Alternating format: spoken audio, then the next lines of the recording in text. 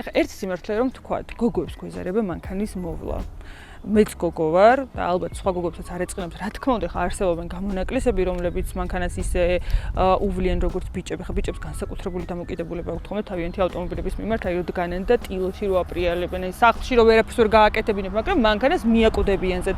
აი ეგეთი და გოგოებს ეგეთი დამოკიდებულება ძირითად შემთხვევაში არ გვაქვს ხოლმე. რაღაც სერვისებს მივაყურადებთ ხოლმე, რაღაცა გასაკეთებელია, არ ვაქცევთ ყურადღებას, მაგრამ თუ მაინც და მაინც გასაკეთებელია, რას ვაკეთებთ?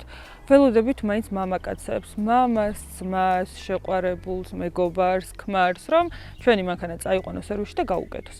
აი, მიუხედავად იმისა, რომ მე ამ სფეროში ვარ, მანქანებში, ესე ძალიან მიყვარს სერვისში სიარულიც, კეთებაც, ჩემი M6-ის ძრავში თავით ვარ ჩაყირავებული და ყველაფერს მე თვითონ ვაკეთებ, ნაწილებზე მე დავდივარ, სერვისს ვესწრები და ასე შემდეგ და ასე შემდეგ. მეც მაქვს ეგეთი მომენტები, რომ აი მაგალითად, ვაიმე, ჩემ მანქანას ფარი დაეწვა, ნატურა, რა გავაკეთო და იქნებ ჩემ ძმამ წაიყვანოს, იქნებ ჩემი მეგობარი დამეხმაროს. აი ეგეთი რაღაცეები რა და იქიდან გამომდინარე, თქვენივე ნაჩუქარს აჩუქართ, თქვენი თავშესახლელი არ გახდეს, ამიტომ უნდა აჩუქოთ ისეთი მანქანა, რომლებიც გასვენებთ სერვისებისგან და Toyota-ს სწორედ ეგ სახელი აქვს, რომ სერვისებისგან გასვენებს და არაფრით დიდად არ გაწუხებს.